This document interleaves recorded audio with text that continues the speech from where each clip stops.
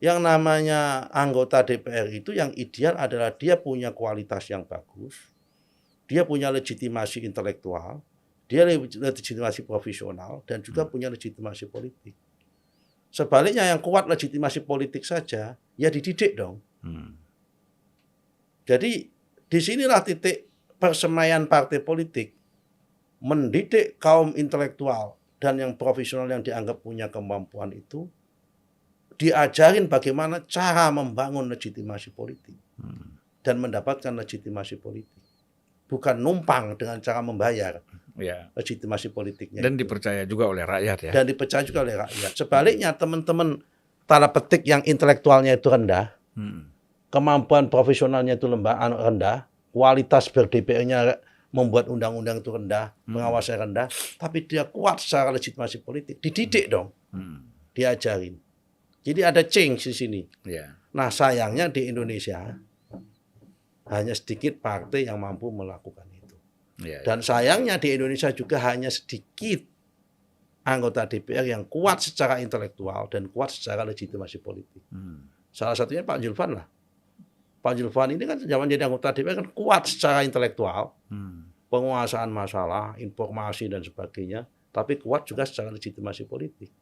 Tapi memang harus diakuin, banyak juga kawan-kawan kita ini Pak Julvan yang legitimasi kuat, entah dia kena anaknya bupati atau anaknya gubernur, tapi memang usia mungkin belum mumpuni, dipaksakan di sini, sehingga kadang-kadang kalau rapat tuh duduk diam.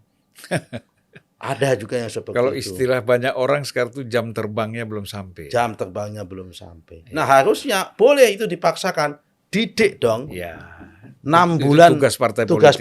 6 bulan sebelum masuk ke Senayan ini, ada sekolah parlemen khusus untuk bagi mereka-mereka yang dianggap belum berpengalaman itu, supaya dia mempunyai jam terbang yang kuat. Jadi memang itu penting sekali. Pentingnya sekali. Jadi pendidikan politik itu sangat penting. Sangat penting. Dan tidak semua partai seperti tadi kata Mas Nusron, tidak semua partai itu melakukan pendidikan politik. Contoh sekarang ada dokter baru pulang, anak muda misal dokter ekonomi dari Stanford University. Dia pernah kerja di Citibank atau kerja di World Bank. Mau diplotting oleh satu partai misal untuk jadi pimpinan Komisi 11. Supaya bisa mengimbangi perdebatan-perdebatan dengan Menteri Keuangan misal. Atau dia pernah kerja di Boston Consulting Group, BCG. Mau diplotting oleh partai menjadi pimpinan Komisi 6 untuk mengimbangi perdebatan-perdebatan dengan Menek BUMN misal. Atau dia lulusan Colorado Mining School. Ya kan dokter kayak Darmo itu misal dulu. Dari Colorado Mining School. Dipersiapkan untuk jadi pimpinan Komisi 7 supaya bisa mengimbangi Menteri SDM dan Dirut Pertamina, Dirut PLN yang di situ. Boleh.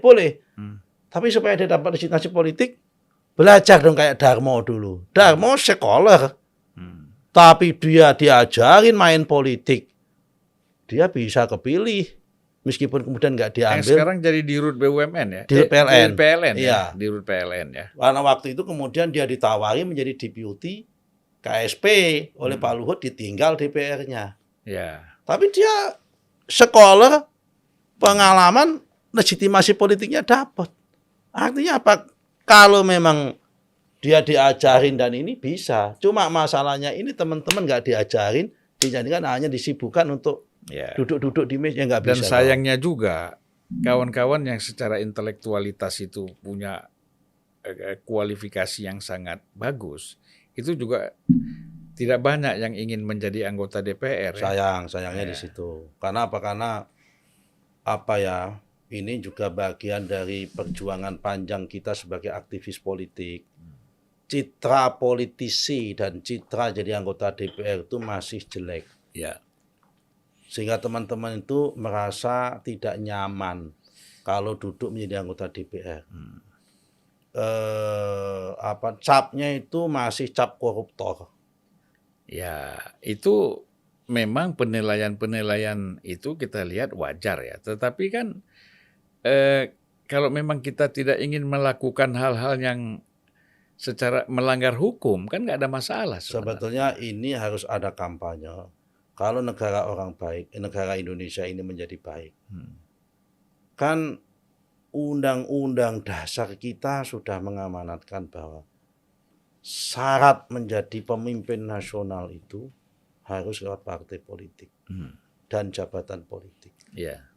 Sehingga orang pintar dan orang baik harus mau turun menjadi partai politik. Harusnya orang kayak saya ini yang bodoh ini nggak pantas dan layak menjadi anggota DPR. Harusnya dikuasai oleh teman-teman yang mempunyai kemampuan lebih bagus dan sebagainya. Dan secara ekonomi dia udah tuntas, udah selesai. Urusan pribadinya udah selesai. Tinggal dia berpikir tentang negara dan bangsa. Tapi kan kita nganggap selesai kan, justru yang sudah kita anggap selesai itu Kadang-kadang tidak malah, cukup-cukup juga kan. Kadang-kadang begitu malah misalnya. Jadi kapan selesainya? Ya. Nah, tapi ini penting ini. Ya. Ini membuat teman-teman tuh a priori dengan politik. Saya salah satu yang gelisah tentang orang yang a priori menjadi politik. Akhirnya menyerahkan dalam tanda petik negara ini kepada kumpulan orang-orang tanda petik yang punya niat untuk tidak baik menguasai negara ini. Saya yakin sebenarnya dia mau, tapi frustasi melihat caranya. Namanya berjuang nggak pakai frustasi, nggak boleh. Ya mentalnya bukan mental pejuang memang. Mentalnya bukan mental pejuang. Kalau mental pejuang apapun diterobos lah. Ya. Saya kira kan kita bicara tanggung jawab ya. Betul. Kalau kita bicara untuk kepentingan kita sendiri itu sudah selesai. Ya. Nah, ini semuanya kalau menurut saya setuju dengan Mas Nusron tadi. Ini kembali lagi kepada persoalan partai politik.